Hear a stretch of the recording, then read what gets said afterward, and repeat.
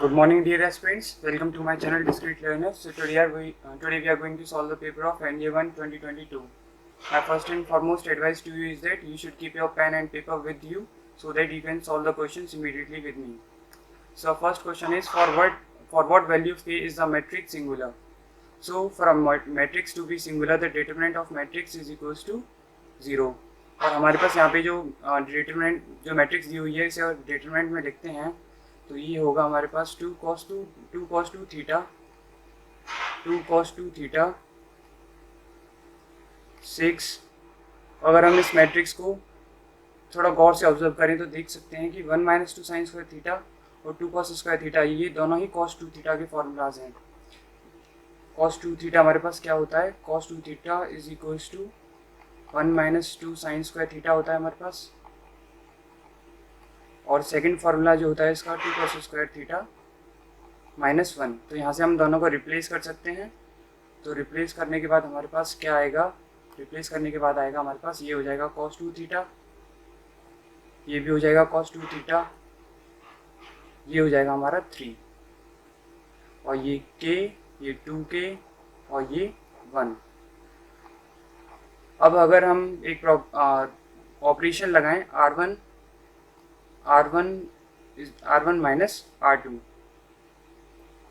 और 2 कॉमन लेते हैं तो हमारे पास क्या बचेगा, 2 कॉमन हमने ले लिया, cos 2 theta minus cos 2 theta 0, इधर भी 0 और इधर भी 0, cos 2 थीटा 3 k 2k और 1। यानी कि हमारी जो ये मैट्रिक्स है वो की वैल्यू से इंडिपेंडेंट है। अब अगर हम इसे सॉल्व करेंगे तो हमारा डिटरमिनेंट क्लियरली हमें दिख रहा है कि ये 0 आ जाएगा, यानी कि की वैल्यू का इसमें कोई रोल नहीं है। हम कह सकते हैं कि k बिलोंग्स टू r। आप कोई भी की वैल्यू लीजिए आपको डिटरमिनेंट 0 ही मिलेगा, यानी कि option number D is are right answer. Let's come to the next question. If a is a matrix then what is the value of a into adjoint a equal to? So there is a formula for a into adjoint a. A into adjoint a is equals to a into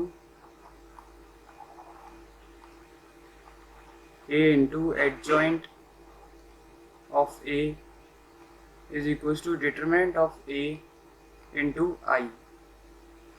तो बस हमें क्या करना है, इस matrix का determinant निकाल लेते हैं। तो डिटरमिनेंट इस मैट्रिक्स का क्या होगा, हम इसे इस तरह एक्सपेंड करेंगे तो ये तो इन दोनों से 0 हो जाएगा, तो इधर से हम करेंगे तो 2 sin square theta minus plus हो जाएगा, तो 2 sin square theta plus 2 cos square theta. अब यहाँ से हम क्लियरली देख सकते हैं 2 कॉमन लिया, sin square theta plus cos square theta 1, यानी कि हमारा डिटरमिनेंट जो आया वो आया 2। और a इंटू एडजॉइंट हमारा क्या हुआ, डिटरमिनेंट a इंटू आई। तो डिटरमिनेंट a हमारा 2 है तो 2 इंटू आई, 2 हमारा कौन सा ऑप्शन है, ऑप्शन नंबर डी। तो option D is the right answer. Let's come to the next question. Consider the following in respect of the matrices a matrix, b matrix and c matrix. पहला statement हमारे पास क्या है, C A is equals to C B. तो पहले statement को check करते हैं, सी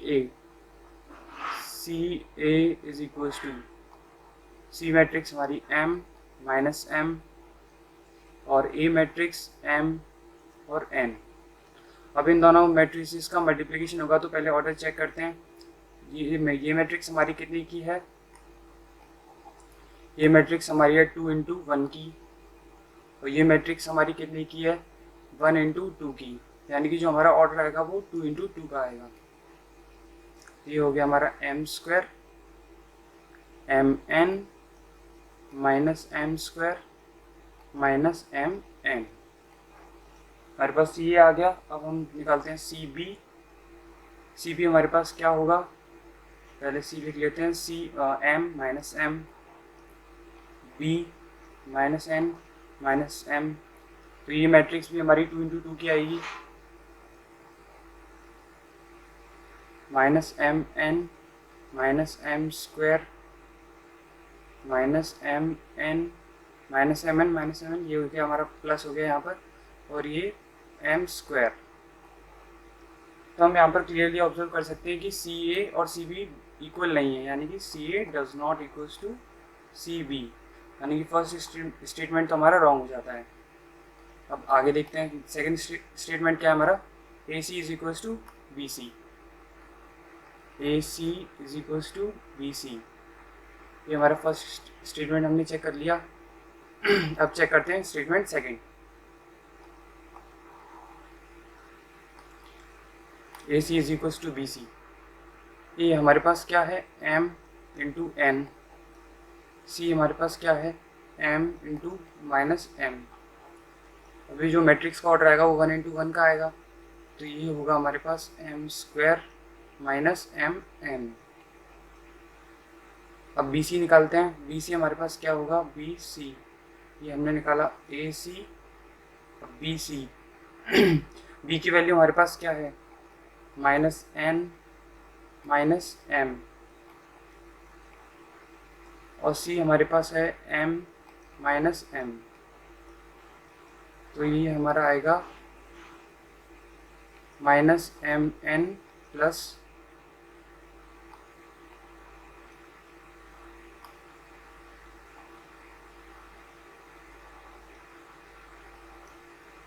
ये हमारा हो जाएगा minus M n plus M square, जो कि हम देख सकते हैं यानी कि ए सी और बी सी दोनों ही इक्वल हैं। यहाँ से क्लियरली वेरीफाई होता है, तो A C is equals to B C, यानी कि जो हमारा सेकेंड स्टेटमेंट है वो हमारा करेक्ट हो जाता है। सेकेंड स्टेटमेंट हमारा सही है। अब थर्ड स्टेटमेंट हमारा क्या है, थर्ड स्टेटमेंट है हमारा C into A plus B.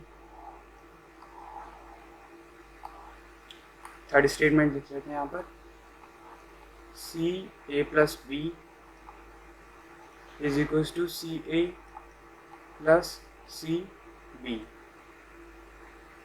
अब ए प्लस बी निकालते हैं पहले, ए और बी हमारे क्या हैं, ए हमारे पास है एम एन और बी हमारे पास क्या है माइनस एन माइनस एम, तो ए प्लस बी हमारा क्या आएगा एम माइनस एन और एन माइनस एम, ये हमारा आया ए प्लस बी। अब सी इंटू ए प्लस बी क्या आएगा,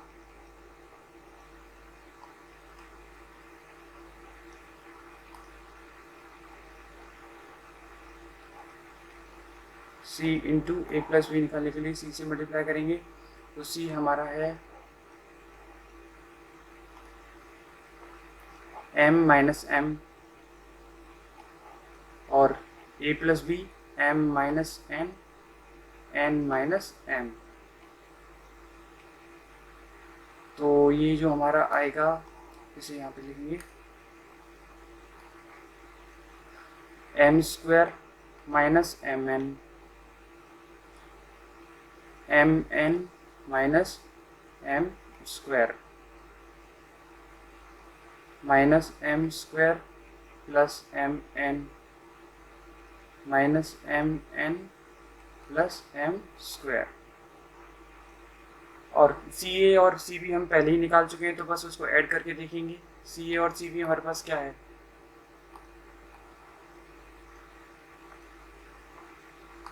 सी ए और सी बी हमारा क्या है सी ए, ये रहे हमारा सी ए और सी बी, इन दोनों को ऐड करेंगे तो हमारा क्या आएगा C A plus C B, M square minus M N minus M square minus M square plus M square minus M N. और जो हमारा सी ए प्लस बी आया था वो क्या आया था, वो भी यहीं पे लिख लेते हैं, हमें आसानी होगी देखने में। उसे आप देखोगे तो वो भी एग्जैक्ट सेम आया है, यानी कि हमारे सी ए प्लस सी बी और सी इंटू ए प्लस बी दोनों ही सिमिलर हैं, इक्वल हैं। तो ये हमारा हो गया minus M square plus M square minus M n. तो जो हमारा थर्ड स्टेटमेंट है वो भी करेक्ट हो जाता है, थर्ड स्टेटमेंट भी करेक्ट हो जाता है, यानी option number c 2 and 3 is are right answer.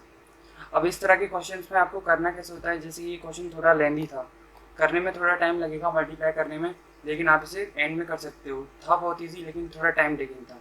तो बस अभी स्ट्रेटेजी होनी चाहिए आपको 40 to 50 ऐसे क्वेश्चन अटेंड करने हैं जिससे आपका पेपर आसानी से निकल जाए। एटलीस्ट 50 तो होनी चाहिए अच्छे क्वेश्चन, अच्छे attempts, correct attempts. Next question पर आते हैं। Late consider the following statement in respect of the expansion x plus y की power 10, x plus y raised to the power 10 among all the coefficients of the terms the coefficient of 6 term has the highest value। यानी कि पहले तो हमारे पास इतने इसमें number of terms कितने होंगे, हमारे नंबर ऑफ टर्म्स होंगे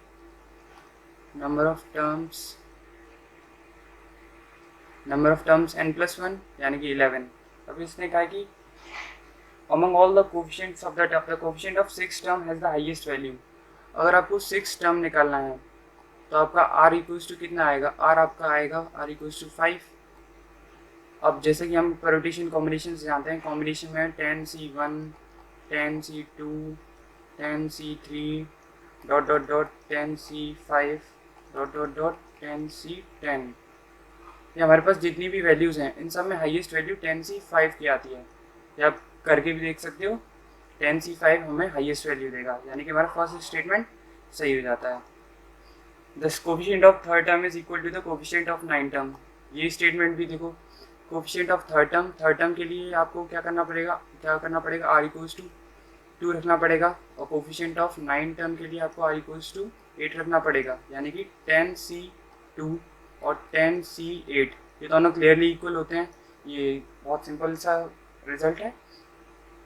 तो हमारे फर्स्ट और सेकंड दोनों स्टेटमेंट ट्रू हो जाते हैं, both 1 and 2 is the correct answer. Let's come to the next one. How many terms are there in the expansion of 1 plus 2 upon x की power 9 1 minus 2 by x की power 9। अब ये जो statement है वो नंबर ऑफ टर्म्स का है, तो काफ़ी इजी वाला है। 1 plus 2 by x की power 9 1 minus 2 by x raised to the power 9।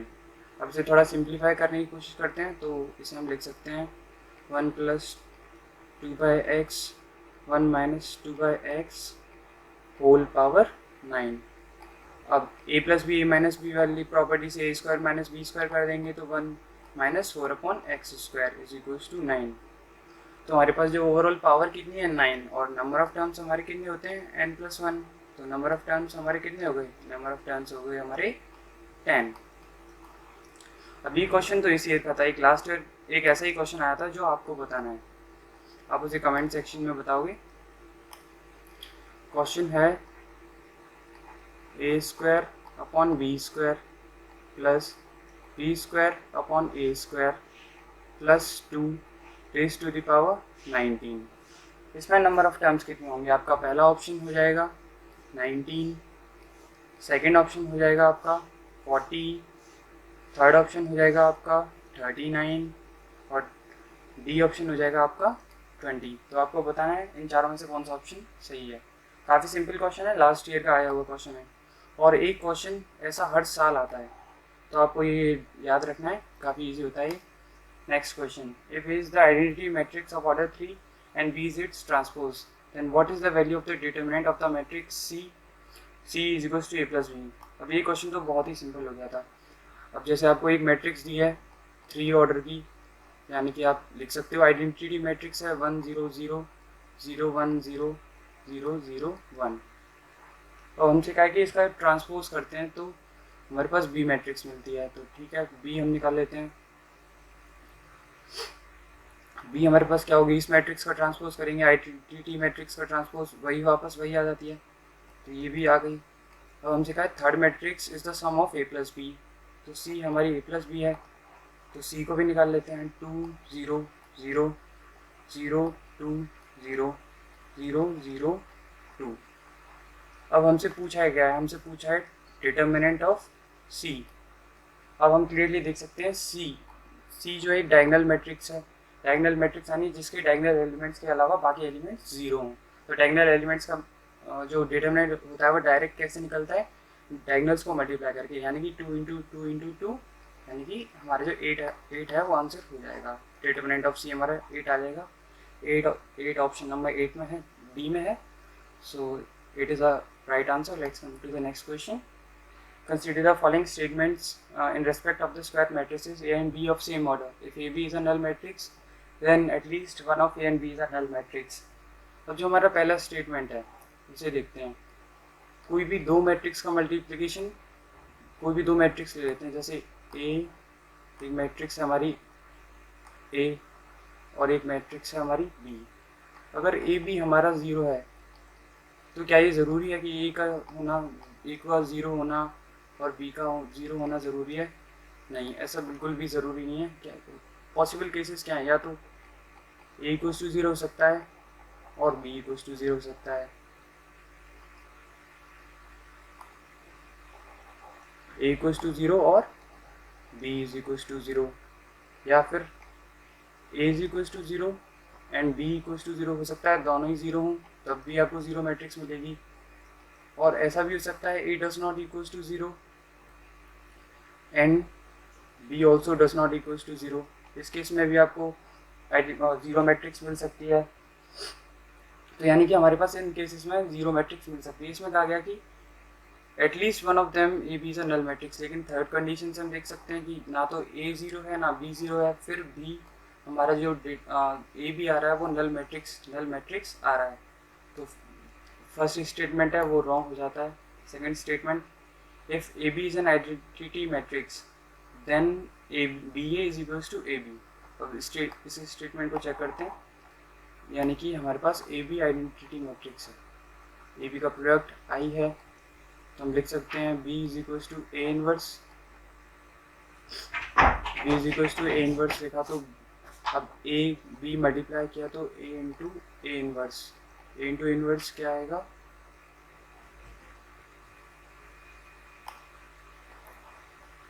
ए का इसमें हम बाद में मल्टीप्लाई करेंगे. बी ए इनवर्स आई आया हमारा और ए बी भी हमारा आई है. यानी फर्स्ट और सेकेंड से हम क्या देख सकते हैं?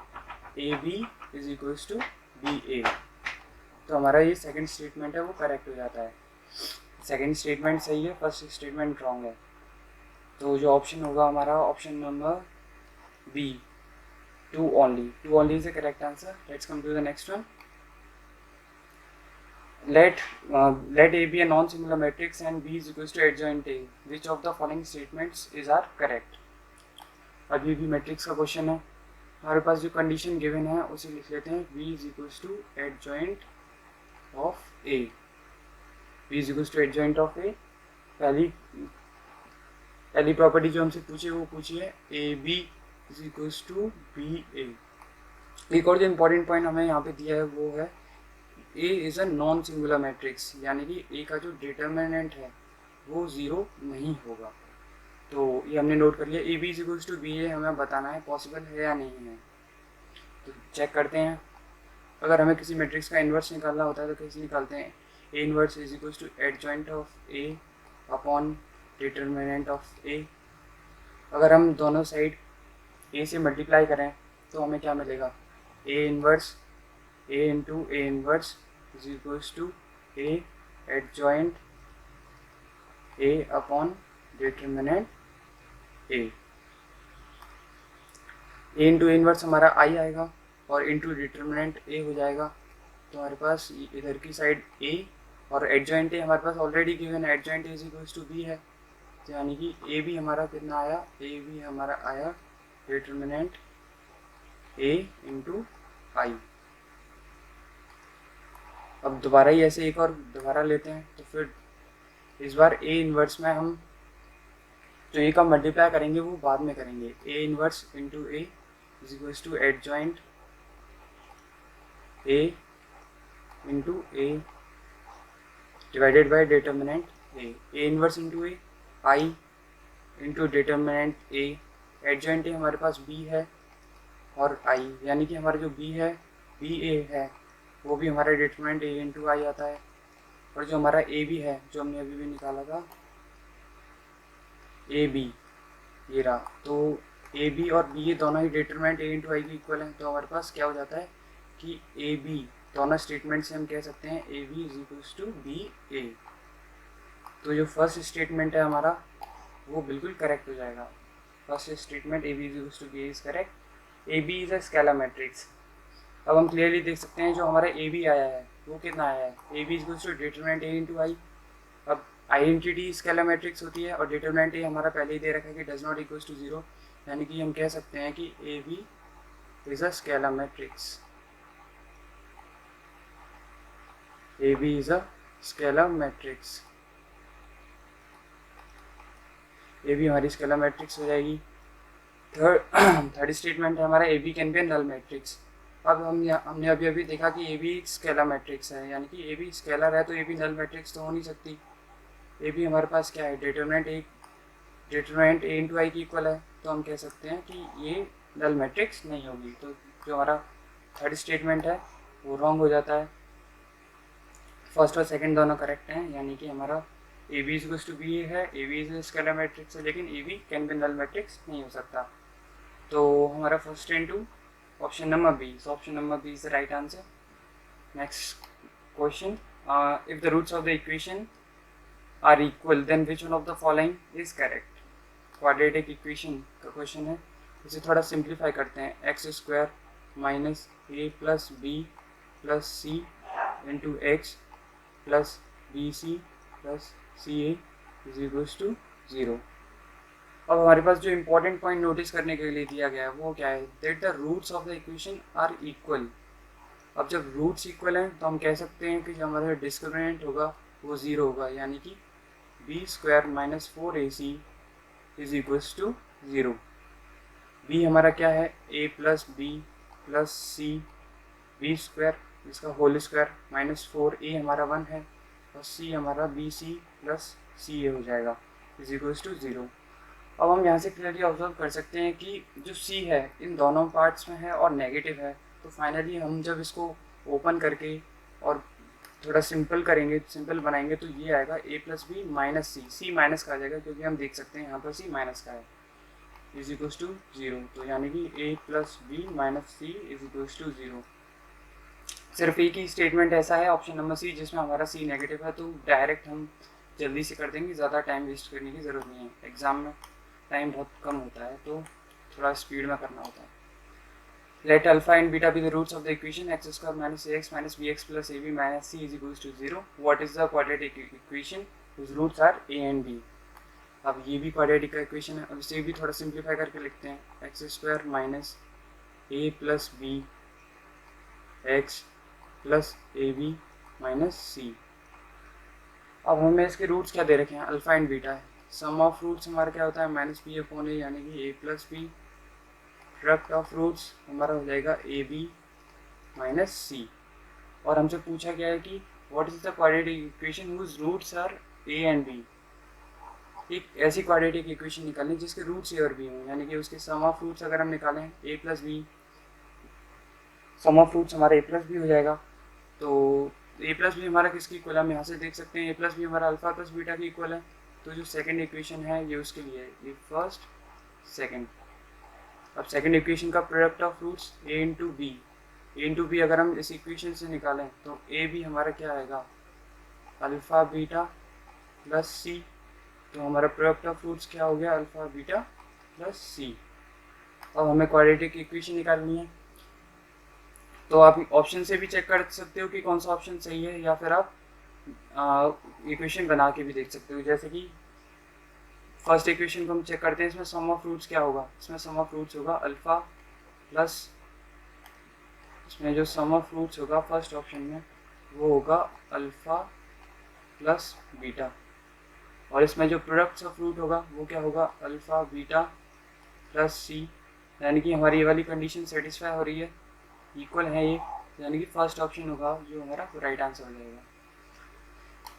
Next question, let alpha beta be the roots of the equation X square plus P X plus Q is equals to zero. If alpha cube and beta cube are the roots of the equation X square plus M X plus N is equals to zero, then what is the value of M plus N. तो यानी हमें क्या दिया, alpha beta इस equation के roots दिए हैं, तो इसे यूज़ कर लेते हैं। X square plus P X plus Q is equals to zero. Alpha beta roots हैं तो sum of roots minus P हो जाएगा, प्रोडक्ट ऑफ रूट्स क्यू हो जाएगा हमारा। अब नेक्स्ट इक्वेशन क्या है, if alpha cube and beta cube are the roots of the equation. ये फर्स्ट इक्वेशन हो गई हमारी, और ये सेकंड इक्वेशन। सेकंड इक्वेशन क्या है, x square plus M X plus N is equals to 0। X square plus M X plus N is equals to 0। Second equation के हमारे रूट्स क्या हैं, alpha cube plus beta cube. Alpha cube plus sum of roots हमारा क्या होगा, minus M product of roots alpha cube into beta cube, product of roots हुआ हमारा N. तो हमसे पूछा क्या था, what is the value of M plus N. M plus N की वैल्यू बतानी है, एम हमारे पास यहाँ है और एन भी है, लेकिन जो हमारी वैल्यूज़ हैं वो अल्फा बीटा के टर्म्स में हैं। जो हमारे ऑप्शंस हैं वो पी क्यू के टर्म्स में है, तो हमें इसे पी क्यू के टर्म्स में कन्वर्ट करना होगा। तो इसे कन्वर्ट करते हैं पी क्यू के टर्म्स में। अब हम alpha cube plus beta cube को क्या लिख सकते हैं, alpha cube plus beta cube को हम लिख सकते हैं अल्फा प्लस बीटा का whole cube minus thrice alpha beta alpha plus beta. यानी कि अब जो हमारा इसमें हम वैल्यूज़ को रिप्लेस करें, alpha cube plus beta cube हमारे पास क्या है, माइनस एम है, और अल्फा प्लस बीटा हमारे पास क्या है, माइनस पी का क्यूब करोगे तो माइनस पी क्यूब आएगा, माइनस थ्राइस अल्फा बीटा हमारे पास क्या है, अल्फा बीटा है हमारे पास क्यूब, और alpha plus beta minus P. अब इसे थोड़ा सिंप्लीफाई करें तो minus M minus P cube plus thrice Q P. Signs को थोड़ा इंटरचेंज करें तो m is equals to P cube minus 3qp। m हमारे पास आ गया, अब हमें n चाहिए। n हमारा क्या है, n हमारा कहाँ गया, अल्फा बीटा हमारे पास q है, तो फाइनली हम लिख सकते हैं m plus n is equals to m की value P cube minus 3qp plus n हमारा क्या है, अल्फा क्यूब बीटा क्यूब यानी कि q का क्यूब। तो हमारा कौन सा ऑप्शन है ऐसा, ऑप्शन चेक करें तो P cube plus Q cube minus 3pq, यानी कि option number D. Option D है जो हमारा वो राइट आंसर हो जाएगा। Let's come to the next question. How many permutations are there of the letters of the word tiger in which the vowel should not occupy the even positions. अब ये permutation combination का question है, पहले लिख लेते हैं tiger. 5 letter word है तो 5 बॉक्स बनाएंगे, 1 2 3 4 5। अब हमसे पूछा क्या है, that vowel should not occupy the even positions, यानी कि हमारे पास वॉवल्स क्या हैं, आई है और ई है, और कॉन्सोनेंट्स हमारे कौन से बचे, T G R. Positions mark कर लेते हैं 1 2 3 4 5।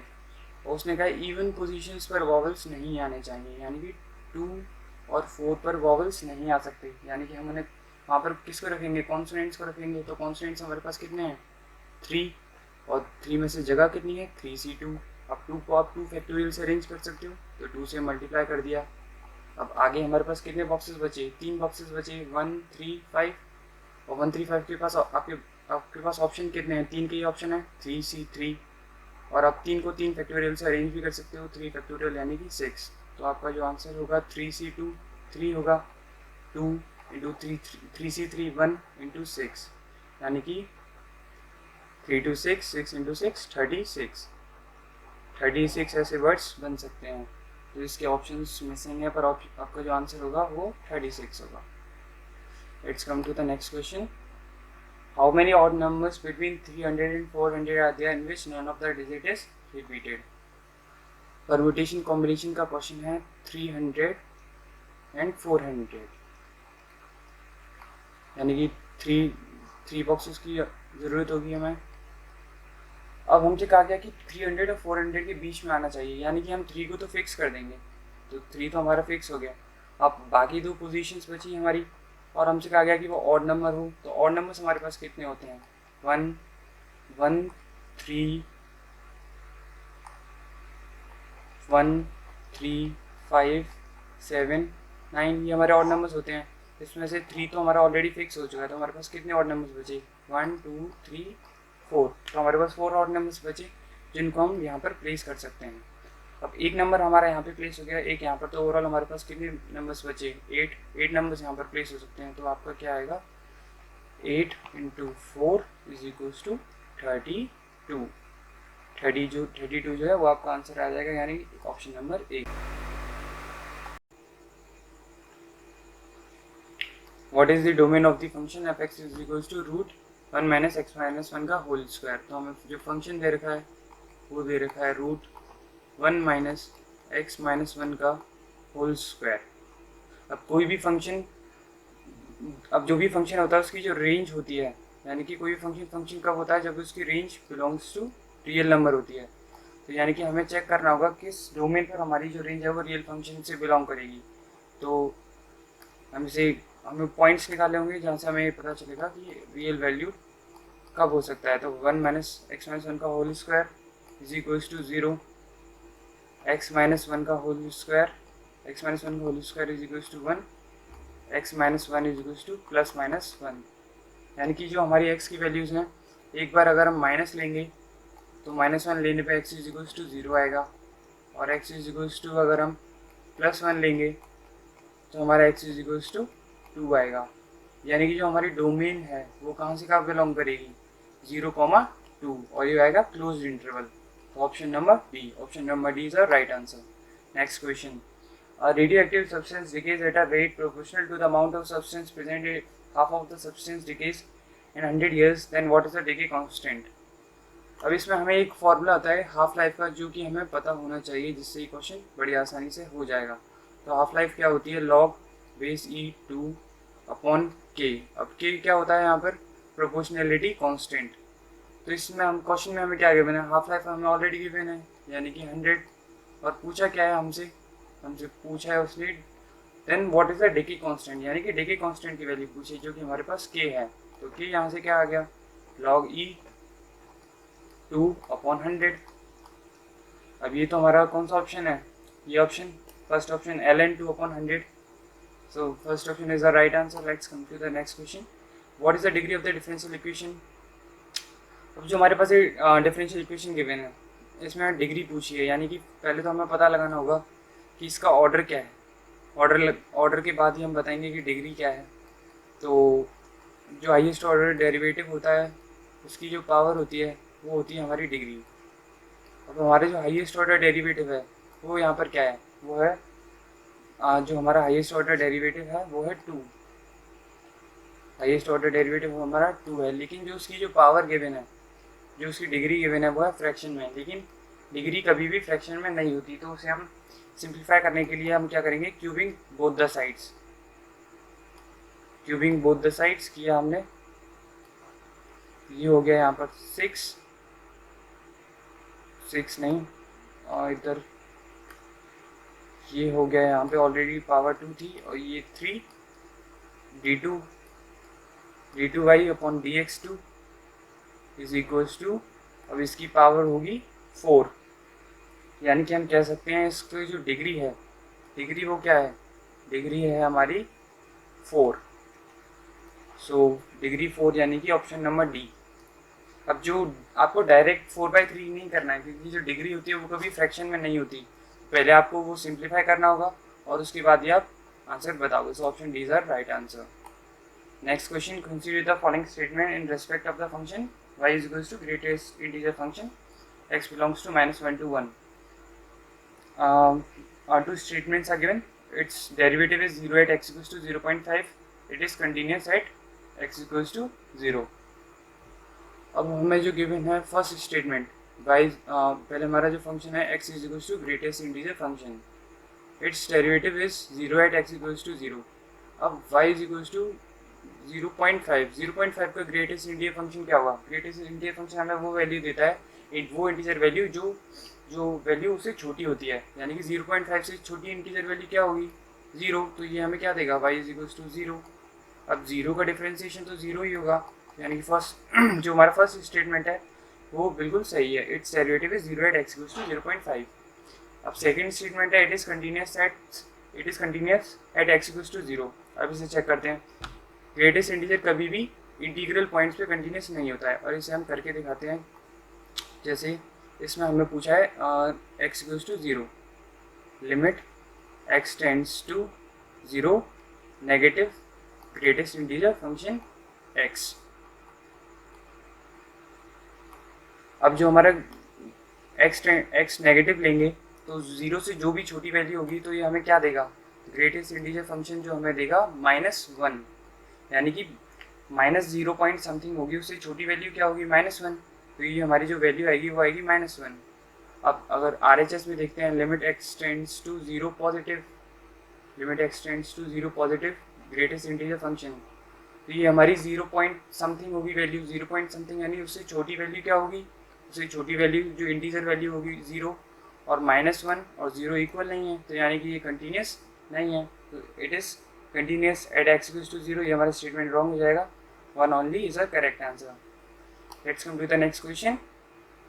If I1 is equal to this and I2 is equal to this, then what is I1 plus I2। अभी इंटीग्रेशन का क्वेश्चन इसे करते हैं। I1 is equal to e की पावर x प्लस e की पावर -x। अब इसे थोड़ा सिंप्लीफाई करके देखें, अगर हम e की पावर x से डिवाइड देते हैं तो हमारे पास क्या बचेगा, 1/1 प्लस e की पावर -2x dx। और इसे थोड़ा अगर e की पावर 2x को आप नीचे लेके जाएं तो e की पावर 2x प्लस 1 और e की पावर 2x ऊपर आ जाएगा, यानी कि e की पावर 2x dx। ये हमारा हो गया I1। अगर I2 को हम ऑब्जर्व करें, I2 हमारा क्या है, e की dx e की power 2x plus 1।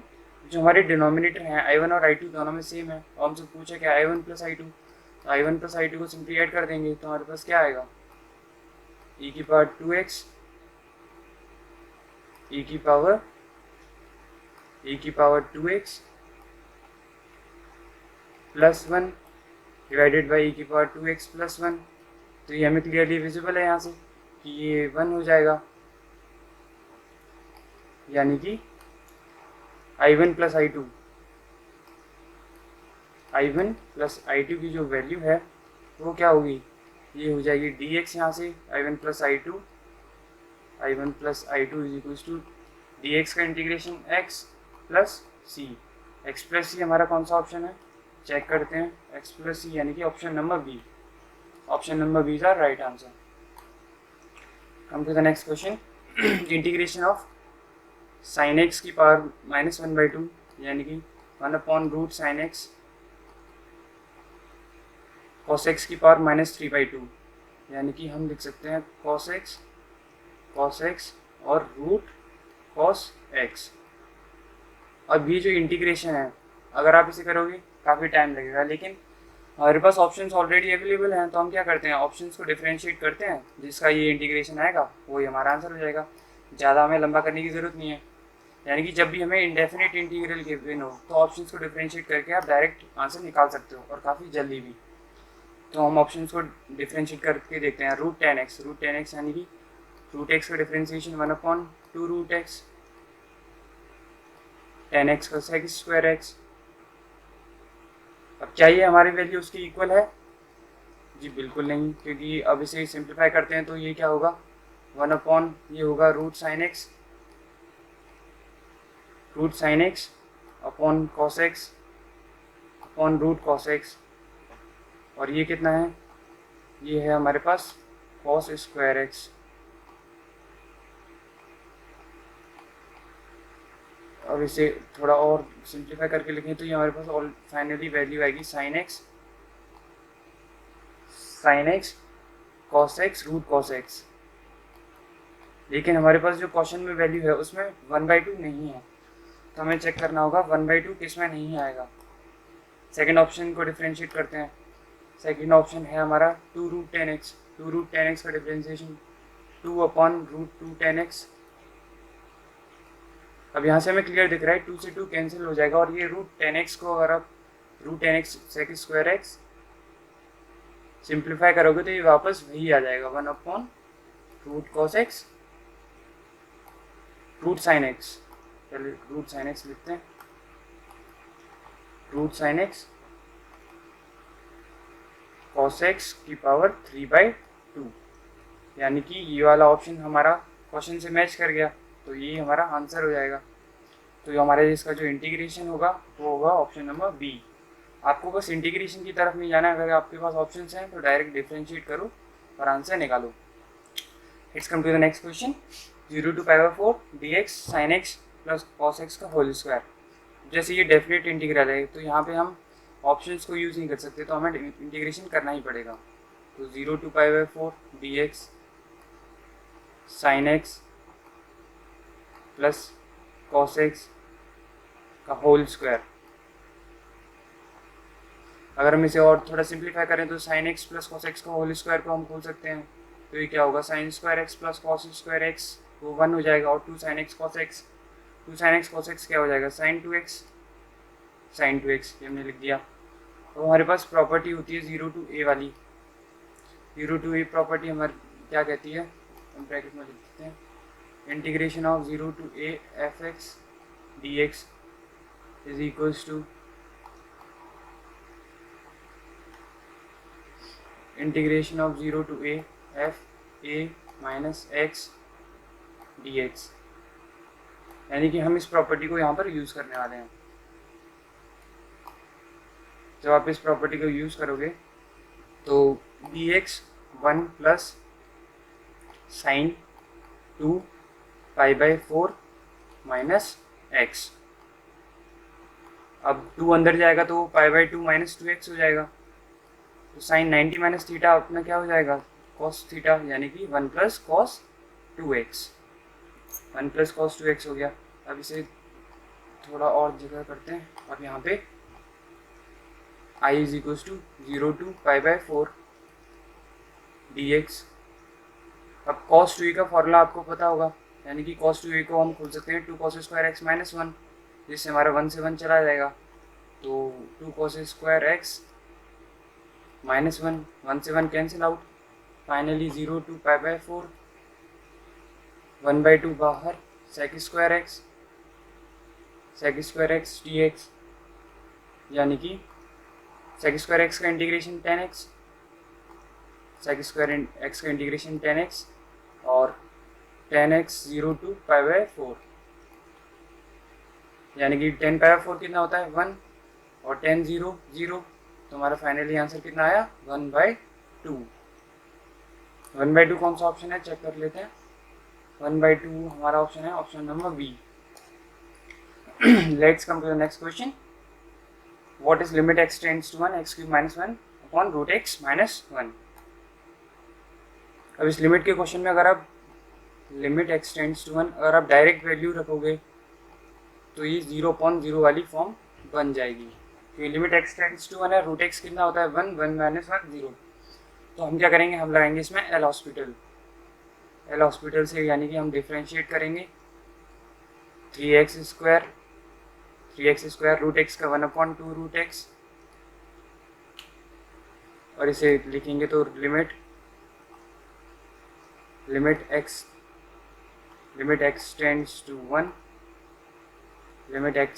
1 6x square into root x।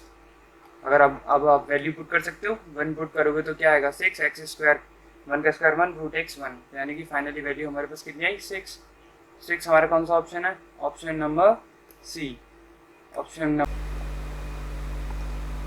अब हमारा ये वाला क्वेश्चन है वो परम्यूटेशन एंड कॉम्बिनेशन से है।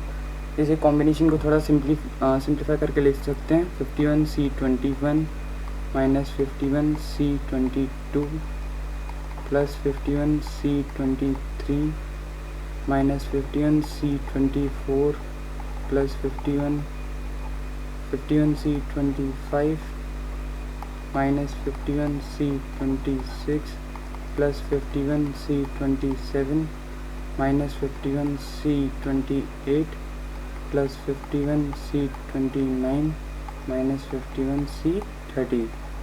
और अगर हम ऑब्ज़र्व करें तो 51C21 और 51C30 दोनों ही इक्वल होते हैं। जैसे हम देखते हैं 51C21 को हम कैसे लिख सकते हैं, 51 factorial upon 21 factorial, 51 minus 21 30 factorial. और 51c 30 को कैसे लिख सकते हैं? 51 factorial upon 30 factorial, 51 minus 30 21 factorial. तो यहाँ से क्लियरली विजिबल है ये दोनों क्वांटिटीज़ इक्वल हैं, लेकिन ये हमारा पॉजिटिव है और ये नेगेटिव है, तो ये दोनों कैंसिल आउट हो जाएंगे। ऐसे ही 51c 22 और 51c 29 ये दोनों भी इक्वल होंगे, लेकिन साइन अपोजिट हैं, तो ये भी कैंसिल। ऐसे ही करते करते आपकी ये सारी जितने भी हैं वो कैंसिल आउट होके ओवरऑल आपका जो प्रोडक्ट होगा वो एडिशन होगा वो 0 आ जाएगा। अब ऑप्शंस में चेक करें 0 कौन सा है? 51c 25 0 नहीं होता, 51c 27 0 नहीं होता। ऑप्शन सी इसे चेक करते हैं, 51c 51 कितना होगा हमारा 1 होगा, और 51c 0 यानी कि NC 0 भी 1 होता है, 1 माइनस 1 0, यानी कि ऑप्शन नंबर सी जो है वो हमारा राइट आंसर हो जाएगा। Come to the next question, C 3n 2n minus 1, then what is the value of n minus 5? Cn minus 5 इसे सिंपल फॉर्म में लिखते हैं थोड़ा, तो 3n C 2n is equals to 3n C 2n minus 7। अब जब भी ये वाली कंडीशन बनती है n C x is equals to n C y, दो ही केसेस पॉसिबल होते हैं, या तो x equals to y होता है या फिर x plus y is equals to n होता है। और हमारे पास जो कंडीशन है उसमें अगर हम देखें तो x equals to y तो नहीं होगा, कि हमारे पास दिख रहा है 2n माइनस 7 की इक्वल नहीं है, तो हमारी सेकंड कंडीशन यहाँ पे फॉलो करेगी। तो हम करेंगे 2n plus 2n minus 7 is equals to 3n। तो यहाँ से हमारी जो n की वैल्यू आएगी वो 7 आएगी। और क्वेश्चन में हमसे पूछा क्या है? क्वेश्चन में पूछा है NCn माइनस 5। तो NCn माइनस 5 को कितना लिख सकते हो? 7c2 हमारा कितना होता है? 21, यानी कि 21 कौन सा ऑप्शन है? Option number D. Option number D is the right answer. Next question, if a plus b by 2 b plus c by 2 are in HP, then which of the following is correct? अब हमारा जो भी कोई भी HP के terms होते हैं, अगर हम उन्हें रिवर्स कर दें तो वो AP बन जाता है, यानी कि 2 upon a plus b 1 by b और 2 upon b plus c are in AP। अगर हम HP के टर्म्स को रिवर्स करें तो हमें AP मिलता है, तो ये AP में हो चुके हैं। अब then which one of the following is correct, अब हमें बताना है ABC किस में है। अब जब ये हमें पता चल चुका है AP में, तो AP में P यानी कि twice 2 upon B equals to 2 upon A plus B plus 2 upon B plus C। 2 हमारा कैंसिल हो जाएगा, तीनों कॉमन आके। अब इसका थोड़ा LCM वगैरह लेके करते हैं, तो हमारे पास क्या आएगा? A प्लस B LCM लिया हमने और मल्टीप्लाई किया, a plus B B plus C B plus C plus B A plus B. अब इसे मल्टीप्लाई करें तो A B plus A C plus B square plus B C is equals to B square plus B C plus B A plus B square, यानी कि A B और A B cancel out, B square से B square cancel out, B C से B सी cancel out, तो हमारे पास क्या बचा? A C is equals to B square, यानी कि हम कह सकते हैं B is equals to root A C. और ये वाली कंडीशन कब फॉलो होती है? जब कोई भी तीन टर्म्स जीपी में होते हैं, यानी कि हमारे ए बी सी जो हैं, A B C are in geometric progression, यानी कि जो हमारे ए बी सी हैं वो जीपी में है। So option number B is right answer. Let's come to the next one. If A B C are in GP where A greater than 0 B greater than 0 C greater than 0 then which one of the following is correct. अब इस तरह के जो questions होते हैं जिसमें हमसे कहा गया है कि A B C are in GP, कोई भी फिक्स वैल्यूज़ भी नहीं है और कोई सीरीज़ भी नहीं गिवन है, तो हम क्या कर सकते हैं? लेट कर सकते हैं, कोई भी जीपी लेट कर लो। मैं सबसे सिंपलेस्ट वाला लेट करूँगा जिससे बहुत आसानी हो। तो 1 2 4 ये हमारा जीपी है और इसका जो आर है वो 2 है, ठीक है। तो अब हम चेक करके देखते हैं तीनों स्टेटमेंट में से कौन सा स्टेटमेंट सही होगा। अगर कभी भी ऐसा क्वेश्चन आए तो हमेशा लेट करके करो, बहुत जल्दी होगा और बहुत आसानी होगी। तो फर्स्ट स्टेटमेंट जो हमारा A square B square C square are in GP करके देखते हैं। 1 स्क्वायर 1, 2 स्क्वायर 4, 4 स्क्वायर 16। अगर हम यहाँ पे आर को आर चेक करें तो यहाँ से यहाँ आर कितना आ रहा है 4 और यहाँ से यहाँ आर आ रहा है 4, तो यानी कि दोनों आर इक्वल हैं, तो ये जीपी में है, तो ये भी जीपी में है, next 1/a 1/b 1/c r इन GP 1/1 1 हो जाएगा 1/2 1/4। अब यहाँ से R चेक करें तो कितना आएगा 1/2 और इधर भी चेक करें तो R इज इक्वल टू 1/2, यानी कि ये भी GP में है। फर्स्ट स्टेटमेंट जो है वो भी हमारा करेक्ट है, सेकंड भी करेक्ट है। थर्ड स्टेटमेंट चेक करते हैं। रूट A 1 का रूट 1, रूट B यानी कि रूट 2, रूट C यानी कि रूट 4 यानी कि 2। और यहाँ से R चेक करें तो R आएगा रूट 2 और यहाँ से R चेक करें तो 2/√2 यानी कि वो भी रूट 2, तो ये भी GP में है। तो हमारा थर्ड स्टेटमेंट भी करेक्ट हो जाता है। तो 1, 2 एंड 3। अब इस तरह के क्वेश्चन में मैंने तुम्हें करके दिखाया है इसीलिए टाइम लगा, लेकिन ये क्वेश्चन बहुत जल्दी हो सकते हैं। बस आपको लेट करना है सबसे सिंपल सीरीज़ और उसे सॉल्व कर देना है। Let's come to the next question. What is the maximum value of n such that 5 की power n divides 30 factorial plus 35 factorial where n is a natural number. अब इस क्वेश्चन को आप ज़रा गौर से देखना कि 30 फैक्टोरियल हमसे कहा क्या गया है, 30 फैक्टोरियल प्लस 35 फैक्टोरियल। ये जो है 5 की पावर कितनी से डिवाइड हो जाएगा, मैक्सिमम 5 की पावर कितनी हो, n की वैल्यू कितनी हो कि उतनी बार डिवाइड हो सकता है। तो हम इसे थोड़ा सिंप्लीफाई करके लिखें तो 30 फैक्टोरियल हमारा कॉमन आ जाएगा 1 प्लस, और यहाँ पे क्या आएगा 35 इंटू 34 इंटू 33 इंटू 32 इंटू 31। अब हमें देखना है ये हमारा 30 फैक्टोरियल बाहर आ गया, ये 5 की पावर n से कितना डिवाइड होगा। अब जब आप 30 फैक्टोरियल को खोलोगे तो उसमें कितने टर्म्स, क्या क्या टर्म्स आएंगे जो 5 से डिवाइड हो सकते हैं। 30 आएगा, 25 आएगा, 20 आएगा, 15 आएगा, 10 आएगा और 5 आएगा। ये सारे टर्म्स 5 से डिवाइड सकते हैं। और हम चेक करते हैं कितनी पावर से डिवाइड होंगे। 35 की एक ही पावर से डिवाइड हो सकता है जो कि 5 की पावर 1 से। अब 25 को देखें तो 5 की पावर 1 में भी आता है, 5 की पावर 2 यानी कि 25 से 25 डिवाइड होता है। तो इसमें 5 हमारी 2 पावर्स होती हैं, 2 पावर से ही डिवाइड हो रहा है। अब 20 देखें ये भी 5 की पावर 1 से ही, ये भी 5 की पावर 1, ये भी 5 की पावर 1 और ये भी 5 की पावर 1। तो ओवरऑल इनको सम करें, ये 1 ये हमारे 2 बार 5 की पावर 2 से हो रहा है, 1 2 3 4 5 6 7। तो जो हमारा n की वैल्यू आई वो 7 है, यानी कि 5 की पावर n जो है वहाँ हमारा n इज इक्वल टू 7 हो जाएगा। तो 5 n की मैक्सिमम वैल्यू 7 है, तो हमारा जो आंसर आ जाएगा वो option number C। Let's come to the next question. Let alpha and beta the roots of equation alpha greater than beta. If alpha square minus beta square is equals to 16 then what is the value of q। अभी quadratic equation का question है, x square minus 8x plus Q is equals to 0।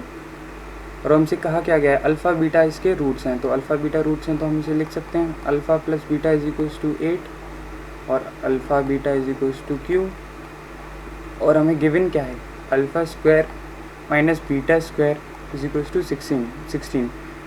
A square minus B square को क्या लिख सकते हैं, A plus B और A minus B. Alpha plus beta हमारे पास ऑलरेडी 8 है, तो अल्फ़ा माइनस बीटा हमारे पास कितना आएगा 16 डिवाइड बाई 8 यानी कि 2। तो हमसे पूछा क्या गया है, हमसे पूछा गया है कि what is the value of q। अब आपको q की वैल्यू निकालनी है, तो q की वैल्यू निकालने के लिए आप क्या करोगे, आप लिख सकते हो कि अल्फ़ा माइनस बीटा का whole square. Alpha minus beta का होल स्क्वायर क्या हो सकता है, अल्फ़ा प्लस बीटा का whole square minus 4 alpha beta, ये इक्वल होंगे दोनों। अब अल्फ़ा माइनस बीटा की वैल्यू हमने यहाँ से निकाली यानी कि 4। अल्फ़ा प्लस बीटा हमारे पास है 8 का square 16 minus 4 into alpha beta यानी कि 4q। हमें q की वैल्यू निकालनी थी, यहाँ पे हमने q इन्वॉल्व कर लिया। अब q को यहाँ से हम इजीली फाइंड कर सकते हैं। तो 4q is equals to 60, q is equals to 15, यानी कि हमारे जो q की वैल्यू आएगी वो q is equals to 15। Option number D. Option number D is our right answer. Let's come to the next question. If tan theta is equals to -5/12 then what can be the value of sin theta. ये question तो बिल्कुल ही simple था, इसमें तो कुछ करना ही नहीं है, बस क्वाड्रेंट का ध्यान रखना था और बस हो गया।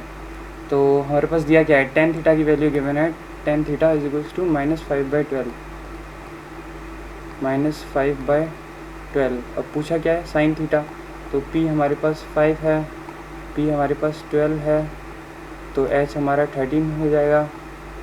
और sin थीटा के लिए हमें क्या चाहिए, p और h।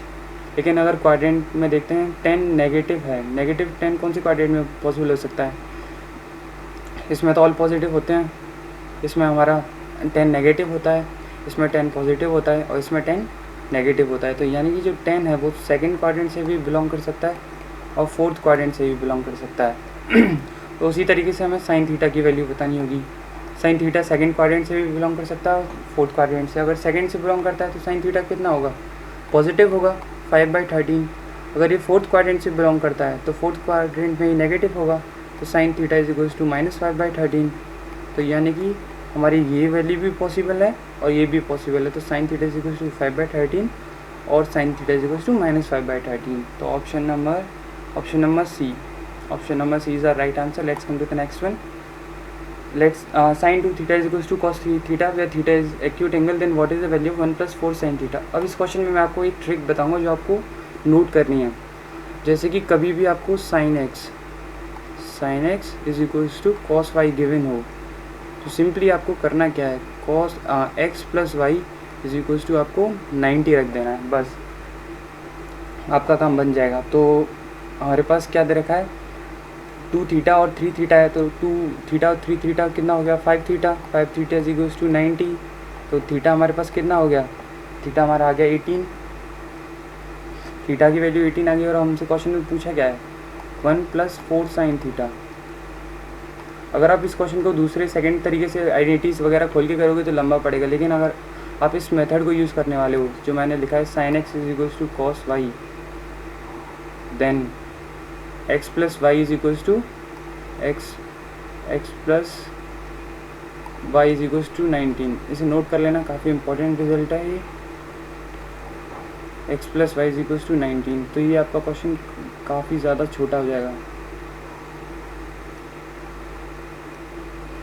1 + 4 साइन थीटा हमें निकालना है, तो 1 + 4 साइन थीटा 1 + 4 साइन 18। साइन 18 की वैल्यू हमें यहाँ पर गिवन है, अगर नहीं भी गिवन होती, ऐसा होता है ज़्यादातर केसेस में गिवन नहीं होती, तो आपको याद रखनी पड़ती है। तो मैं आपको एडवाइस करूँगा कि आपको सारी जितनी भी साइन कॉस और टेन तीनों की वैल्यूज़ याद करनी है। किसकी, 15 डिग्री की, 18 डिग्री की, 36 डिग्री की और 22.5 की।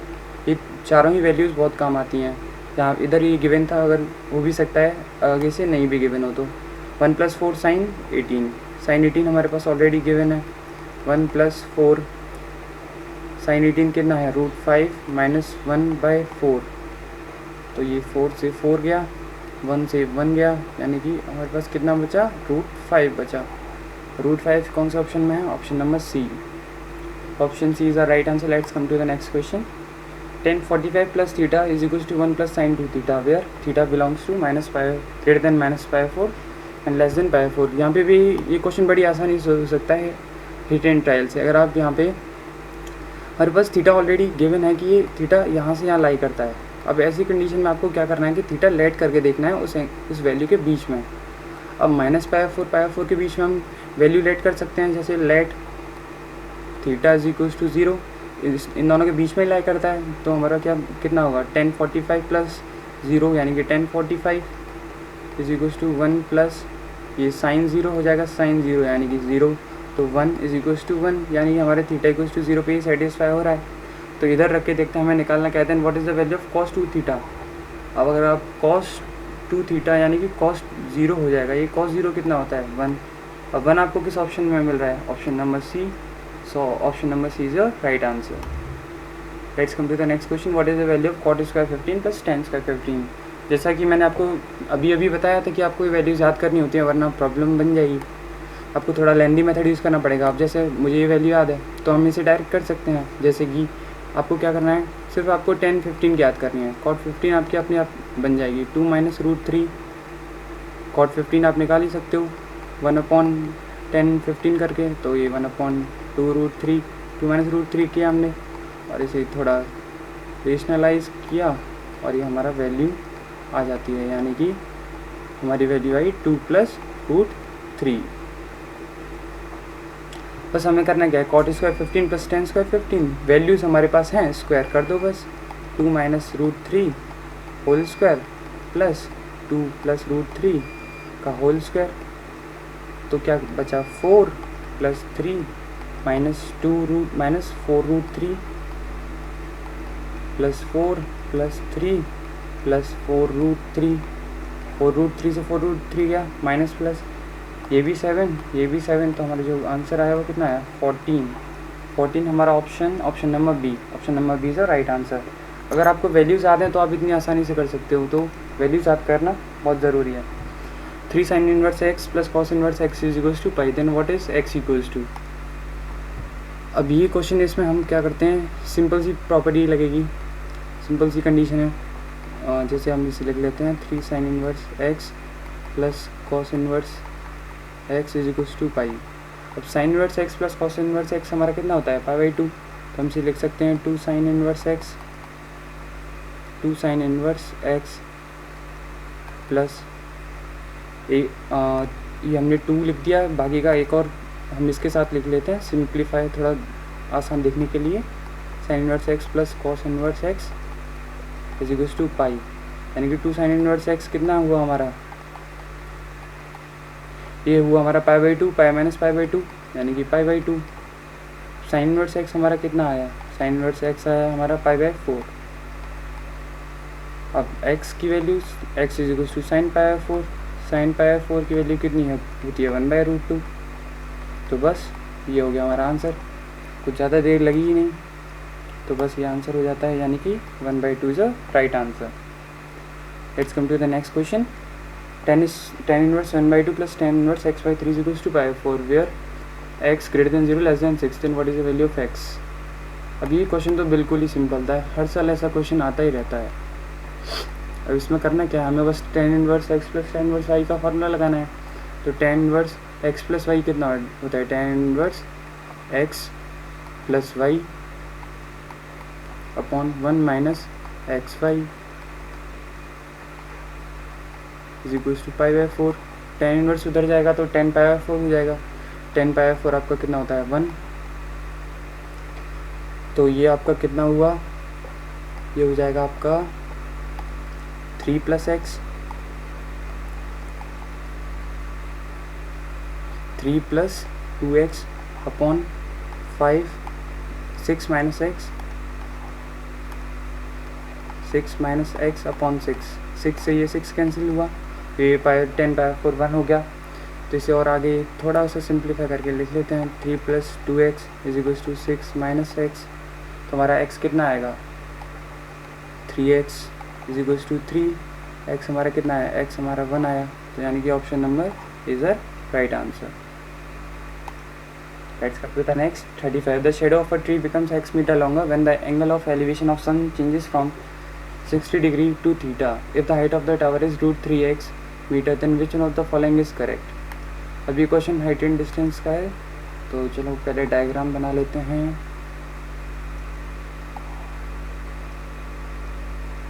A shadow of a tower becomes x meter longer. पहले हमारे पास ये शेडो इतनी थी, लेकिन हमारा कुछ x मीटर लॉन्गर हो गई जब हमारा थीटा कितना हुआ, ये शेडो हमारी कितनी हो गई x मीटर लॉन्गर। इसे नाम दे देते हैं ABCD। टावर की हाइट हमें दे रखी है √3x, जो पहले हाइट थी उससे x मीटर ज़्यादा हो जाती है, कब, जब हमारा थीटा 60 डिग्री से थीटा हो जाता है। तो हमें बताना है कि थीटा कहाँ से कहाँ लाई करेगा। तो tan 60 हमारे पास कितना होता है √3x, ये हो जाएगा √3x अपॉन BD की वैल्यू कितनी होगी √3x बाई √3, यानी कि BD हमारा आया x, BD भी हमारा x है। अब tan थीटा निकालते हैं, तो tan थीटा कितना होगा, tan थीटा हमारा हो जाएगा √3x upon x plus x 2x, यानी कि ये भी गया, tan थीटा हमारा कितना आया, tan थीटा हमारा आया √3/2। अब जब आप √3/2 की वैल्यू निकालोगे, जैसे कि √3 की होती है 1.73 डिवाइड बाई 2, तो आपका जो वैल्यू नियर बाई इक्वल आएगी वो 0.86 के आएगी, 0.86। और जो tan 30 होता है हमारा, tan 30 हमारा कितना होता है, tan 30 हमारा होता है 1/√3, 1/√3 की वैल्यू जो नियर बाई इक्वल आएगी वो 0.56,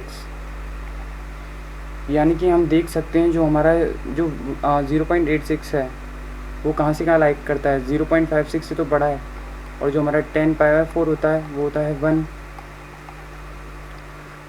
0.56 और 1 के बीच में लाइक करता है 0.86, तो हम कह सकते हैं कि हमारा जो थीटा है वो कितना है, π/6 से तो बड़ा है लेकिन π/4 से छोटा है, जो हम यहाँ पे क्लियरली देख सकते हैं। 0.86 कहाँ पे आएगा, 0.56 और 1 के बीच में। तो ऑप्शन नंबर हमारा क्या हो जाएगा, ऑप्शन नंबर बी।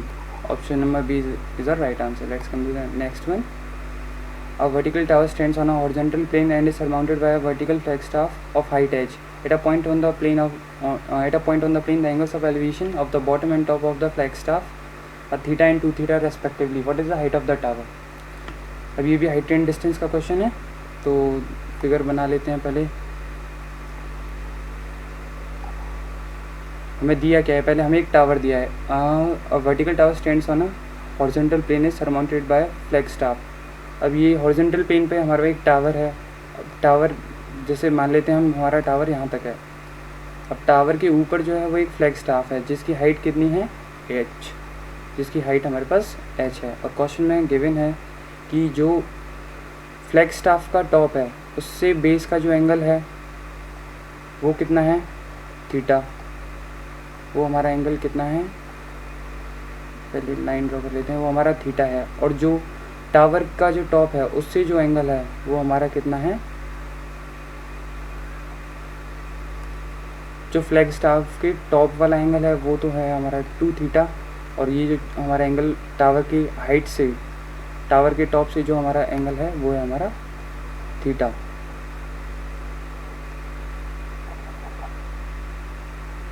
यानी कि ये एंगल जो है हमारा वो है थीटा। अब इसे हम एक्स लाइट कर लेते हैं, ए पी। अब हमें बताना क्या है कि हमें निकालना है what is the height of the tower, यानी कि हमें एक्स की वैल्यू निकालनी है। तो tan थीटा फॉर्मूला लगाते हैं। अब इस फिगर में हम देख सकते हैं कि हमारे पास 2 थीटा है। अब 2 थीटा है तो हमारे पास 2 थीटा के फॉर्मूलाज भी पता होने चाहिए हमें, जब भी क्वेश्चन हो पाएगा। तो tan 2 थीटा कितना होता है, 2 tan theta upon 1 minus tan square theta. और cos 2 थीटा कितना होता है, cos 2 थीटा होता है हमारा 1 minus tan square theta upon 1 plus tan square theta. ये दोनों फॉर्मूलाज हमें पता होने चाहिए क्वेश्चन करने के लिए, क्योंकि 2 थीटा का इन्वॉल्वमेंट है यहाँ पे। तो tan थीटा हमारा कितना हो जाएगा, tan थीटा हमारा हो जाएगा x अपॉन ए बी। यानी कि हमारा जो ए बी है हम यहाँ से सिंप्लीफाई करके लिख सकते हैं, A B is two x upon tan theta. अब नेक्स्ट ट्रायंगल में देखते हैं tan 2 थीटा हमारा कितना है, tan 2 थीटा जो है हमारा वो है x प्लस एच अपॉन में ए बी। और ए बी की वैल्यू अभी हमने निकाली थी x अपॉन tan थीटा, तो ये हमने ए बी की वैल्यू पुट कर दी। अब इसे आगे करते हैं। tan 2 थीटा का मैंने अभी फॉर्मूला बताया तो उसे यूज़ कर लेते हैं। tan 2 थीटा कितना होगा, 2 tan theta upon 1 minus tan square theta is equals to x plus h upon x into tan theta. अब tan थीटा दोनों साइड है तो ये कैंसिल आउट हो जाएगा। अब इसे थोड़ा और सिंप्लीफाई करके लिखते हैं जिससे कि हमारा आंसर आता है। तो x अपॉन एक्स हमारा 1 और h अपॉन एक्स।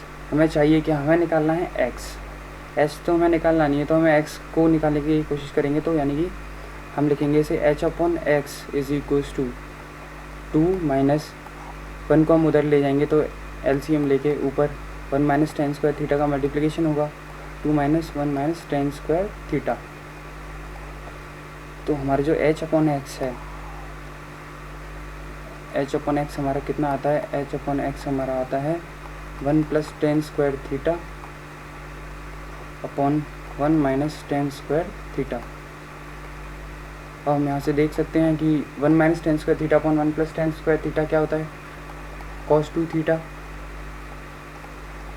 और हमें वैल्यू किसकी चाहिए, x की, तो x कितना है, h cos 2 theta.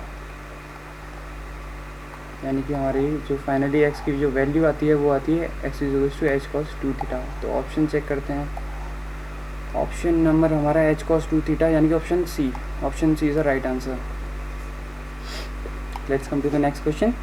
What is the value of cos की power sin pi 8 plus cos की पावर 5 पाई बाई 8. अब इस टाइप का जो क्वेश्चन है ये थोड़ा ज़्यादातर बच्चों के लिए प्रॉब्लम दे सकता है एग्ज़ाम टाइम पे. तो आपको क्या करना होता है, आपको तो इजी क्वेश्चंस पिक करने होते हैं. तो जो क्वेश्चंस आपको जल्दी हो सकते हैं सिर्फ उन्हें पिक करें, एंड में इन क्वेश्चंस पर आएँ. तो हो तो ये भी जाते हैं लेकिन थोड़ा टाइम लेते हैं. तो अब इसे देखते हैं. इसे हम कैसे लिख सकते हैं, कॉस की power sin pi 8 plus cos की पावर 5 पाई बाई 8. इसे थोड़ा सिंप्लीफाई करें तो हम क्लियरली देख सकते हैं कि कॉस की पावर ये क्या है हमारे पास, pi minus pi by 8 plus cos की power pi by 2 plus pi by 8. अब कॉस हमारा सेकंड क्वाड्रेंट है, pi minus pi by 8 second quadrant में नेगेटिव होगा लेकिन पावर 4 है तो वो भी पॉजिटिव हो जाएगा. और इधर भी हमारा नेगेटिव होगा लेकिन वो भी पावर 4 है तो पॉजिटिव हो जाएगा. तो हम इसे क्या लिख सकते हैं, cos raise to the power 4 pi by 8. इसको थोड़ा ऐसे डिनोट करेंगे,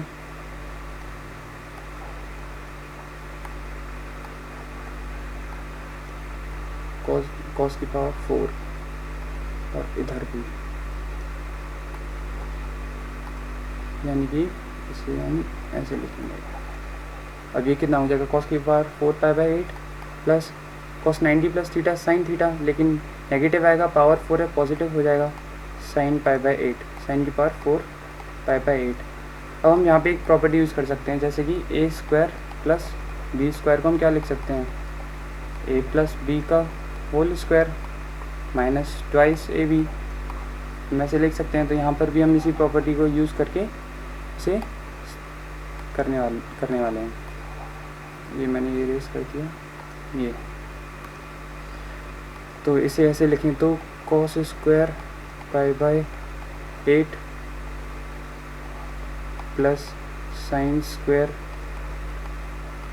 पाई बाई 8 का whole square minus twice A B यानी कि cos square pi by 8 sine square pi by 8.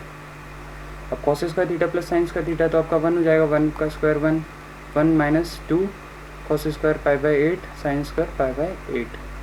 अब यहाँ से अगर आप ऑब्जर्व करो तो आपको ये कुछ साइन 2a का फॉर्मूला लगेगा, क्योंकि साइन 2a क्या होता है, 2 साइन ए कॉस ए. तो आपको क्या दिख रहा है, 2 साइन ए कॉस ए, लेकिन यहाँ पर हमारा स्क्वायर है तो हमें इसे स्क्वायर की फॉर्म में बनाना पड़ेगा. स्क्वायर की फॉर्म में बनाने के लिए हमारे पास क्या होना चाहिए, हमारे पास यहाँ 4 होना चाहिए, जिससे हम ये 2 का स्क्वायर 4 हो जाएगा. तो हमारे पास 1 माइनस 2 का मल्टीप्लाई करेंगे और 2 से डिवाइड करेंगे तो ये हमारे पास 4 बन जाएगा. Cos square pi by 8 sine square pi by 8. अब इसे क्या लिख सकते हैं, 1 माइनस ये 1/2 तो बाहर आ गया. अब ये 4 cos square pi by 8 sine square pi by 8 हमारा क्या हो जाएगा, साइन 2 इंटू पाई बाई 8 यानी कि पाई बाई 4 का होल स्क्वायर. ये स्क्वायर है तो 1 माइनस 1/2 साइन पाई बाई 4 कितना होगा हमारा 1/√2 और 1/√2 का स्क्वायर 1/2. तो ये फाइनली हमारा क्या आया, फाइनली हमारा जो आएगा 1 माइनस 1/4, 1 माइनस 1/4, 1 माइनस 1/4 कितना, सिंपली 3/4. तो 3/4 हमारा ऑप्शन कौन सा है, 3/4 option number D. So option number B is our right answer. Next question sets है, consider the following statement in respect of the 2 non empty sets A and B. अब हमारे पास क्या फर्स्ट कंडीशन क्या दे रखी है, x does not belongs to A union B implies that x does not belongs to a or x does not belongs to b. अब ऐसे questions को करने के लिए आप कोई भी सेट लेट कर लो. अब जैसे हमने लेट किया ये 1 2 3 4 ए सेट, बी सेट हमने लेट किया 2 4 5 6. हमारे पास कहा क्या है, x does not belongs to A union B. अब हमारे पास कोई भी एलिमेंट है जो ए यूनियन बी से बिलोंग नहीं कर सकता. जैसे कोई सी सेट माना हमने, जिसमें हमारे पास 7 8 9 अब जैसे हम ले सकते हैं x इज इक्वल्स टू 7। अब जो हमारा 7 है ये does not belongs to a and 7 does not belongs to b, यानी कि हमारे पास क्या होगा, ना तो वो a से बिलोंग करेगा और ना ही b से बिलोंग करेगा, दोनों में से किसी से बिलोंग नहीं करेगा, यानी कि हमारे पास क्या आएगा एंड, दोनों में से किसी एक से भी नहीं। लेकिन स्टेटमेंट क्या कह रहा है, स्टेटमेंट में कहा है हमसे और, या तो वो इससे बिलोंग नहीं करेगा या फिर उससे नहीं करेगा, लेकिन ऐसा तो हो ही नहीं सकता। तो यानी कि वो ऑप्शन नंबर जो 1 है हमारा वो स्टेटमेंट रॉन्ग है। फर्स्ट स्टेटमेंट रॉन्ग हो जाता है और सेकंड स्टेटमेंट स्टेटमेंट क्या है, x does not belongs to a intersection b। अब जैसे कि हम a इंटरसेक्शन b इसका क्या होगा, a और p का a इंटरसेक्शन b होगा हमारा 2 और 4। अब कोई भी एलिमेंट उठा लो जो इंटरसेक्शन b से बिलोंग नहीं करता, यानी कि जैसे हमने ले लिया 1, यानी कि हमारा 1 जो है वो does not belongs to a intersection b। तो हमारे पास क्या कंडीशन होगी, इस क्वेश्चन में कहा है x does not belongs to a and x does not belongs to b, लेकिन ऐसा तो नहीं है ना। इसमें कहा है x does not belongs to a, हमारा x a से तो बिलोंग कर रहा है, लेकिन 1 does not belongs to b, यानी कि ये ज़रूरी, ये ऐसा नहीं है कि दोनों से बिलोंग नहीं करेगा, किसी एक से तो बिलोंग करेगा। तो हमारा x 1 बिलोंग्स टू a है लेकिन 1 बिलोंग्स टू b नहीं है, तो बीच में क्या आएगा हमारा और आएगा, ना कि एंड। ये स्टेटमेंट भी हमारा क्वेश्चन में रॉन्ग गिवन है, यहाँ पर एंड आएगा, यहाँ पे और आएगा, तो ये दोनों ही क्वेश्चन, दोनों स्टेटमेंट रॉन्ग हो जाते हैं। तो हमारा option number D, neither 1 neither 2। Next question हमारा ट्रिग्नोमेट्री से है, ये तो काफ़ी सिंपल क्वेश्चन है। 10 alpha plus beta is equals to 1 minus 10 alpha beta, where 10 alpha beta does not equals to 1, then which one of the following is the values of alpha plus beta. तो 10 alpha plus beta का formula सबको याद होता है, तो कितना है, क्या होता है 10 alpha plus 10 beta upon 1 minus 10 alpha 10 beta. तो आपको क्या करना है, आप इसे इधर ले जाओगे, 10 alpha plus beta 1 minus 10 alpha 10 beta, तो आपके पास क्या बचेगा 10 alpha plus 10 beta, 10 alpha plus 10 beta. अब जो क्वेश्चन में हमारे पास गिवन है, क्वेश्चन में हमारे पास क्या गिवन है, क्योंकि 10 अल्फा प्लस 10 बीटा, क्वेश्चन में हमारे पास गिवन है 10 alpha plus 10 beta is equals to 1 minus 10 alpha 10 beta, यानी कि हम 1 माइनस 10 अल्फा 10 बीटा की जगह 10 अल्फा प्लस 10 बीटा रख सकते हैं। तो ये हमने रिप्लेस किया 10 अल्फा प्लस 10 बीटा से, 10 alpha plus 10 beta, 10 alpha plus 10 beta. अब ये दोनों साइड से सेम है तो ये कैंसिल आउट हो जाएगा, यानी कि 10 अल्फा प्लस बीटा हमारा कितना आया 1, और tan थीटा हमारा 1 कब होता है, यानी कि π/4 पे, तो अल्फ़ा प्लस बीटा हमारा कितना है π/4। और आपको इतना लेंथी सॉल्यूशन करने की ज़रूरत नहीं थी, तो बस समझाने के लिए था। अब डायरेक्ट भी कर सकते हो उसे, डायरेक्ट यहाँ पे वैल्यू रिप्लेस करो और बस आपका आंसर आ जाएगा 10 alpha plus beta equals to π/4। इस तरह का क्वेश्चन है, n factorial is divisible by 6 where n greater than 3, n factorial upon 3 factorial plus 3 is divisible by 7 where n greater than 3। अब यहाँ पे भी हमें स्पेसिफाइड दिया हुआ है कि n ग्रेटर देन 3 है, यानी कि n की वैल्यू 3 से बड़ी ही होगी, यानी कि हम कुछ भी n ग्रेटर देन 3 जो वैल्यू है उसे लेट करके देख सकते हैं। तो लेट हम लेते हैं, let n is equals to, हमने n लिया 4, ग्रेटर देन 3 है, तो 4 फैक्टोरियल कितना होता है अपने पास 24 डिवाइड बाय 3 फैक्टोरियल यानी कि 6, क्या आया 4। क्या 4 6 से डिविजिबल होता है, नहीं होता, कम्प्लीटली डिविजिबल नहीं होता, यानी कि फर्स्ट स्टेटमेंट है तो हमारी रॉन्ग हो जाती है, फर्स्ट स्टेटमेंट हमारा रॉन्ग है। n factorial upon 3 factorial plus 3 is divisible by 7। अब इसे भी चेक करके देखते हैं।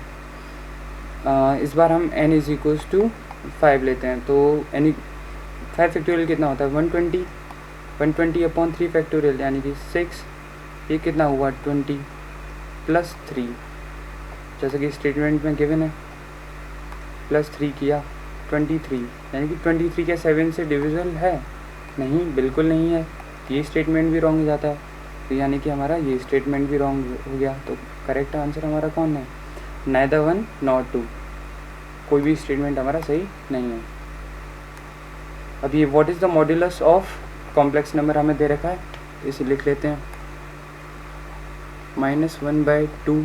अब रूट -1 क्या होता है, आयोटा, तो हम इसे लिख सकते हैं आयोटा √3/2। तो ये हमारा क्या हो गया, -1 माइनस आयोटा √3/2। इसकी पावर कितनी है हमारी, 200। तो ये कितना होता है हमारा, ये ओमेगा होता है। ओमेगा की पावर 200 को हम लिख सकते हैं ओमेगा की पावर 198 ओमेगा की पावर 2। अब ओमेगा क्यू 1 होता है, तो हमारा ये जो है वो 1 हो जाएगा, 1 इंटू ओमेगा स्क्वायर, यानी कि ओमेगा स्क्वायर कितना होता है माइनस, ये हमारा प्लस हो जाएगा, ये प्लस है, ये होगा माइनस आयोटा √3/2 की पावर 2। ये पावर 2 नहीं, ये तो ऑलरेडी ओमेगा स्क्वायर है। तो हमारा ओमेगा स्क्वायर आ गया। अब इसका हमें क्या निकालना है, modulus of omega square. Modulus निकालो, इसमें सिंपल 1/2 का स्क्वायर 1/4 प्लस √3/2 का स्क्वायर 3/4, यानी कितना आया हमारा, आया 1। तो 1 हमारा कौन सा ऑप्शन में है, option number C is the right answer. Let's come to the next one. What is the principal argument of 1/1 plus iota. अब ये भी काफ़ी सिंपल है, सिर्फ आपसे प्रिंसिपल आर्ग्यूमेंट पूछा है, यानी कि थीटा बताना है आपको। अब इसे सिंप्लीफाई करोगे तो 1 minus iota upon 1 minus iota, तो ये कितना हो जाएगा, 1 माइनस आयोटा ए स्क्वायर माइनस बी स्क्वायर से 1 स्क्वायर, और आयोटा स्क्वायर कितना होता है -1, यानी कि 2 हो गया हमारा। टेन थीटा हम निकालते हैं, तो टेन थीटा हमारे पास क्या होगा, tan theta equals to mod of b/a, तो यानी कि 1/2 अपॉन 1/2। ये माइनस था लेकिन पॉजिटिव हो जाएगा, तो यानी कि हमारा टेन थीटा कितना आया, π/4। लेकिन अगर हम इसे चेक करें किस क्वाड्रेंट में लाई करता है, तो ये हमें पता चलेगा कि ये है हमारा x प्लस का x और माइनस का y, यानी कि हमारा क्वाड्रेंट कौन, फोर्थ क्वाड्रेंट में लाई करता है। फोर्थ क्वाड्रेंट में हमारा अल्फ़ा हो जाएगा माइनस थीटा यानी कि -π/4। तो हमारा जो आर्ग्यूमेंट आएगा यानी कि वो होगा -π/4। आपको डायरेक्ट π/4 नहीं करना है, आपको पहले ये क्वाड्रेंट भी देखना है कि कौन सा क्वाड्रेंट है। क्वाड्रेंट फोर्थ है तो -θ हो जाएगा, यानी कि -π/4। Next question, A fifth term of an AP is 1/10 and its 10th term is 1/5, then what is the sum of first 50 terms? ये भी बिल्कुल सिंपल क्वेश्चन है। AP का है फिफ्थ टर्म यानी कि a + 4d आपके पास कितना है 1/10। Tenth term a + 9d, tenth term आपके पास कितना है 1/5। पूछा है what is the sum of first 50 terms, तो हमें a और d की वैल्यू निकालनी पड़ेगी। तो इसे इक्वेशन बना लो और सॉल्व कर दो। तो ये नेगेटिव किया हमने, ये भी नेगेटिव किया, ये भी नेगेटिव किया, ये a से cancel out, -5d = -1/10, d = 1/50।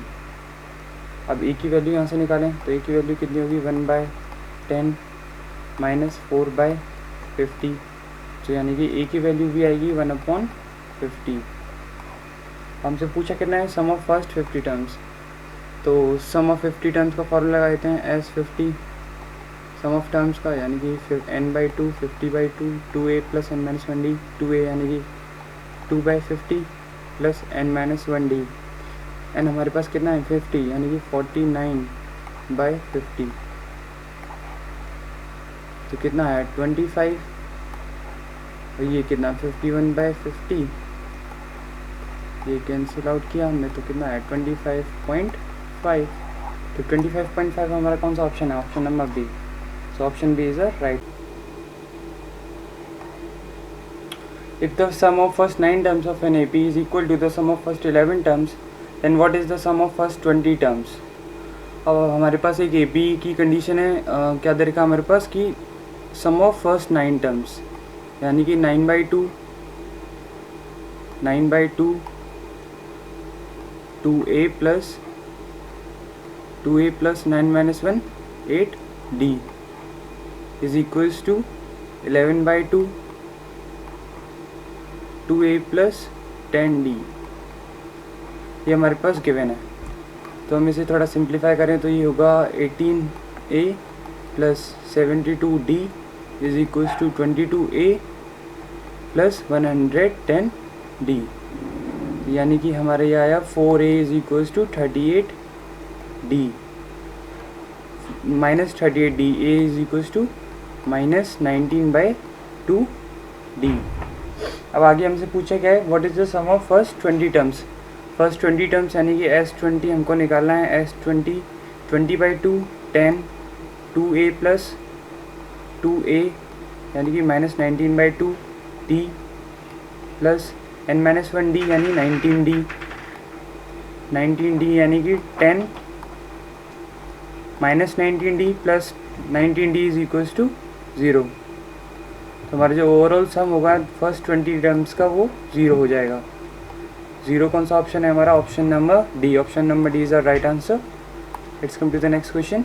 In how many ways can a team of 5 players be selected out of 9 players so as to exclude 2 particular players. अब हमारे पास टोटल कितने प्लेयर्स हैं, 9। सिलेक्ट कितने करने हैं हमें, 5, लेकिन जो कंडीशन गिवन है उसके अकॉर्डिंग हमें 2 को परमानेंटली ड्रॉप करना ही करना है। तो यानी कि 9 में से 2 को ड्रॉप करोगे आप तो आपके पास 7 बचे, 7 में से आप 5 चूज़ करोगे तो यानी कि 7c5। अब आप 7c5 को सॉल्व कर लो, 7 × 6/2 यानी कि 21 आपके पास टोटल वेज हैं जिससे आप इस तरह टीम को सिलेक्ट कर सकते हो। Next question, the area of the region bounded by the parabola y square is equals to 4kx where k greater than 0 and its latus rectum is 24 square units. What is the value of k। अब ये area of bounded region का area of curve bounded regions, तो हम बना लेते हैं एक parabola y square equals to 4ax, यानी कि ये हमारा इस एक्सिस पर आएगा। थोड़ा और एक्सटेंड करके बनाते हैं, y square is equals to 4ax।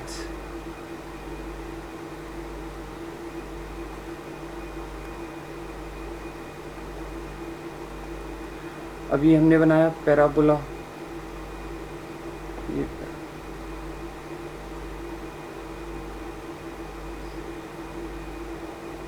ये हमारा पैराबोला बना y square is equals to 4kx। Area bounded by the parabola and its latus rectum, यानी कि हमें लेटेस्ट रेक्टम बनानी पड़ेगी। लेटेस्ट रेक्टम ये हमारी हो गई लेटेस्ट रेक्टम। अब यहाँ से हम क्लियरली देख सकते हैं हमारा ए क्या है, जो पैराबोला की स्टैंडर्ड इक्वेशन क्या होती है, y square is equals to 4ax। और कंपेयर करें तो हमारा ए क्या हो रहा है, ए है हमारा k, A is equals to k है। तो ये हमारी कोऑर्डिनेट्स क्या हुए, k, 0, ये k, 2k, और ये कोऑर्डिनेट्स हैं हमारे k, -2k। अब हमें जो एरिया निकालना है वो लेटेस्ट रेक्टम और पैराबोला के बीच में, यानी कि ये वाला हमारा जो रीजन है,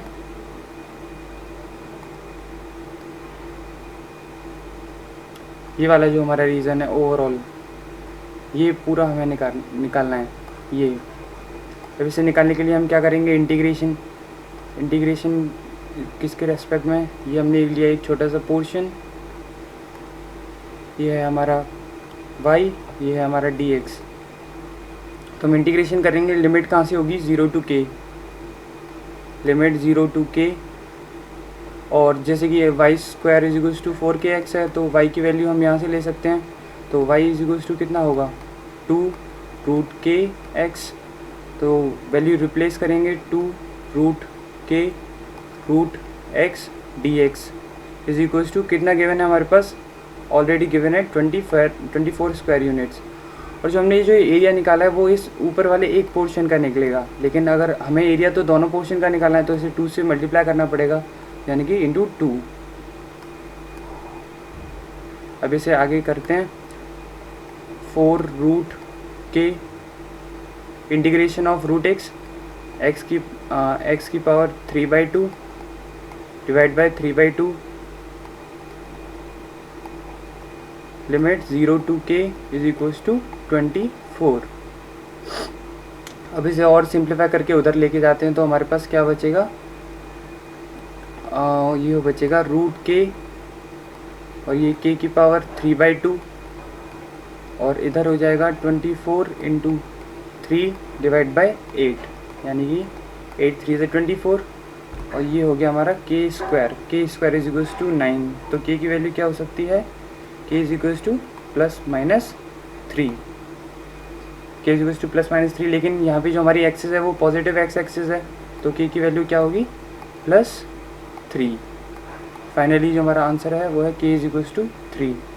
k इज इक्वल्स टू 3 कौन सा ऑप्शन है, what is the value of k, option C